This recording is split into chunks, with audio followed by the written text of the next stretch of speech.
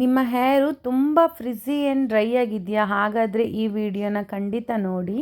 ನಾನಿವತ್ತು ನಮ್ಮ ಟೆರೆಸಿಂದ 2 ಆ್ಯಲೋವೆರಾ ಪೀಸಸ್ನ ತಗೊಂಡು ಹೇರ್ ಪ್ಯಾಕ್ನ ರೆಡಿ ಮಾಡ್ತಾ ಇದ್ದೀನಿ.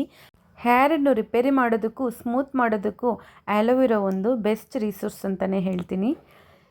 ಫಸ್ಟ್ ದಿನವೇ 2 ಆ್ಯಲೋವೆರಾನ ತೆಗೆದು ಇಟ್ಕೋಬೇಕು. ಇದರಲ್ಲಿರೋ ಯೆಲ್ಲೋ ಕಲರ್ ಒಂದು ವಿಷಕಾರಿ ರಾಸಾಯನ ಬರುತ್ತೆ, ಅದನ್ನು ಕಂಪ್ಲೀಟಾಗಿ ಹೋಗೋದಕ್ಕೆ ಬಿಡಬೇಕು.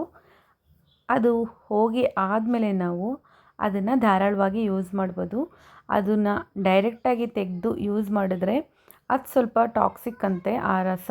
ಅದನ್ನು ನಾವು ಡೈರೆಕ್ಟಾಗಿ ಯೂಸ್ ಮಾಡಿದ್ರೆ ಕರೆಕ್ಟಾಗಿರೋ ರಿಸಲ್ಟ್ ನಮಗೆ ಸಿಗಲ್ಲ. ಹಾಗಾಗಿ ನಾವು ಈ ರೀತಿ ಬಳಸಬೇಕು. ನೋಡಿ, ನಾನು ಹಿಂದಿನ ದಿನವೇ ತೆಗೆದಿದ್ದೀನಿ, ಈ ದಿನ ಚೆನ್ನಾಗಿ ಒಣಗಿದೆ. ಇಲ್ಲಾಂದರೆ ಅಟ್ಲೀಸ್ಟ್ ಒಂದು 2 ರಿಂದ 3 ಅವರ್ ಆದರೂ ಹಾಗೆ ಇಟ್ಟು ಆಮೇಲೆ ಯೂಸ್ ಮಾಡಿ.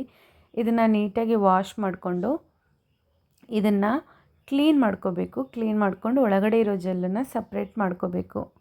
ಅಂಗಡಿಯಲ್ಲಿ ಎಷ್ಟೋ ಆ್ಯಲೋವೆರಾ ಜೆಲ್ ಸಿಗುತ್ತೆ, ಆದರೂ ನಾನು ಯಾಕೆ ಇವತ್ತು ನ್ಯಾಚುರಲ್ ಆಗಿರೋ ಆ್ಯಲೋವೆರಾ ತಗೊಳ್ತಾ ಇದ್ದೀನಿ ಅಂತ ಹೇಳಿದರೆ, ಇದು 100% ಪ್ಯೂರ್ ಆ್ಯಂಡ್ ಎಫೆಕ್ಟಿವ್ ಆಗಿರುತ್ತೆ. ಆ್ಯಲೋವೆರಾ ನಮ್ಮ ಸ್ಕ್ಯಾಲ್ಪಲ್ಲಿರೋ ಡ್ಯಾಂಡ್ರಫ್ನ ಕಡಿಮೆ ಮಾಡುತ್ತೆ, ಇಚ್ಚಿಂಗ್ನು ಕಡಿಮೆ ಮಾಡುತ್ತೆ, ಹೇರ್ ಗ್ರೋತ್ನ ಬೂಸ್ಟಪ್ ಮಾಡುತ್ತೆ. ಆ್ಯಲೋವೆರಾ ಜೆಲ್ನ ನಾವು ಈ ರೀತಿ ಬಾಚಣಿಗೆಯಿಂದ ತೆಗೆಯೋದು ತುಂಬಾ ಈಸಿಯಾಗಿ ಆ್ಯಲೋವೆರಾ ಜೆಲ್ನ ಬೇರೆ ಮಾಡ್ಬೋದು. ಫಸ್ಟಿಗೆ ರೈಟ್ ಸೈಡಿಂದ ಬಾಚಣಿಗೆಯಲ್ಲಿ ಸ್ಕ್ರಬ್ ಮಾಡಿಬಿಟ್ಟು ಆಮೇಲೆ ರಾಂಗ್ ಸೈಡಿಂದ ಸ್ಕ್ರಬ್ ಮಾಡಿದ್ರೆ ಸಾಕು, ಕಂಪ್ಲೀಟಾಗಿ ಆ್ಯಲೋವೆರಾ ಜೆಲ್ಲು ನಮಗೆ ಸಿಗುತ್ತೆ, ಸ್ವಲ್ಪನೂ ವೇಸ್ಟ್ ಆಗಲ್ಲ. ಇವಾಗ ಸಿಕ್ಕಿರೋ ಆ್ಯಲೋವೆರಾನ ನಾವು ಒಂದು ಸಣ್ಣ ಮಿಕ್ಸರ್ ಬೌಲ್ಗೆ ಹಾಕ್ಕೊಳ್ಬೇಕು. ಇದ್ರ ಜೊತೆಗೆ ನಾವು 2 ಸ್ಪೂನಷ್ಟು ಸಕ್ಕರೆನ ಆ್ಯಡ್ ಮಾಡ್ಕೋಬೇಕು.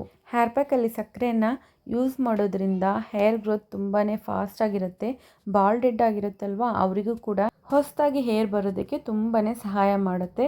ಒಂದು ಸೈಂಟಿಫಿಕ್ ರಿಸರ್ಚಿಂದ ಇವಾಗ ಕಂಡುಹಿಡ್ದಿದ್ದಾರೆ ಸಕ್ಕರೆ ಹೇರ್ ಗ್ರೋತ್ನ ಫಾಸ್ಟ್ ಮಾಡುತ್ತೆ, ಬೂಸ್ಟಪ್ ಮಾಡುತ್ತೆ ಅಂತ.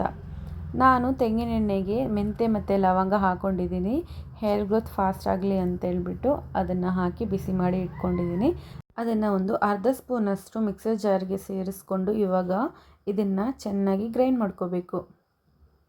ಇದನ್ನು ಚೆನ್ನಾಗಿ ಗ್ರೈಂಡ್ ಮಾಡಿಕೊಂಡಾಗ ಈ ರೀತಿ ನಮಗೊಂದು ಕನ್ಸಿಸ್ಟೆನ್ಸಿಯಲ್ಲಿ, ತುಂಬ ವಾಟರಿ ಕನ್ಸಿಸ್ಟೆನ್ಸಿಯಲ್ಲಿ ಹೇರ್ ಪ್ಯಾಕ್ ಸಿಗುತ್ತೆ.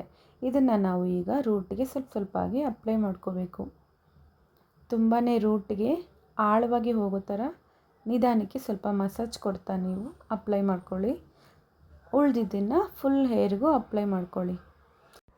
ಫುಲ್ಲಾಗಿ ಅಪ್ಲೈ ಮಾಡಿದ್ಮೇಲೆ ಒಂದು 30 ಮಿನಿಟ್ಸ್ ಹಾಗೆ ನಾವು ಬಿಡಬೇಕು. ಆಮೇಲೆ ನಾವು ಉಗುರು ಬೆಚ್ಚ ನೀರಲ್ಲಿ ಶಾಂಪೂ ಅಥವಾ ಸೀಗೆಕಾಯಿ ಪೌಡರ್ ಹಾಕಿ ಹೇರ್ ವಾಶ್ ಮಾಡ್ಕೋಬೇಕು. ನಾನು ಕ್ಲಿನಿಕ್ ಪ್ಲಸ್ ಶಾಂಪೂ ಹಾಕಿ ಹೇರ್ ವಾಶ್ ಮಾಡ್ಕೊಂಡಿದ್ದೀನಿ. ಈ ವಿಡಿಯೋ ನಿಮಗೆ ಯೂಸ್ಫುಲ್ ಅಂತ ಅನಿಸಿದರೆ ವಿಡಿಯೋಗೆ ಲೈಕ್ ಮಾಡಿ, ಕಮೆಂಟ್ ಮಾಡಿ. ನಿಮ್ಮ ನೆಕ್ಸ್ಟ್ ವಿಡಿಯೋ ಏನಾದರೂ ನಿಮಗೆ ಈ ರೀತಿ skin care, hair care tips ಬೇಕಾಗಿದ್ದರೆ ಯಾವುದು ವಿಡಿಯೋ ಮಾಡಬೇಕು ಅಂತೇಳಿ ನನಗೆ ಕಮೆಂಟ್ಸ್ ಮಾಡಿ. ಇವಾಗ ಎಲ್ಲ ನಾನು ಅಪ್ಲೈ ಮಾಡಿಕೊಂಡು ಒಂದು ಸೋಡಿ ಹಾಕ್ಕೊಳ್ತೀನಿ. ಒಂದು ಅರ್ಧ ಗಂಟೆ ಅಥವಾ ಮುಕ್ಕಾಲು ಗಂಟೆ ಬಿಟ್ಬಿಟ್ಟೆ ನಾನು ಹೇರ್ ವಾಶ್ ಮಾಡ್ಕೊಳ್ಳೋದು.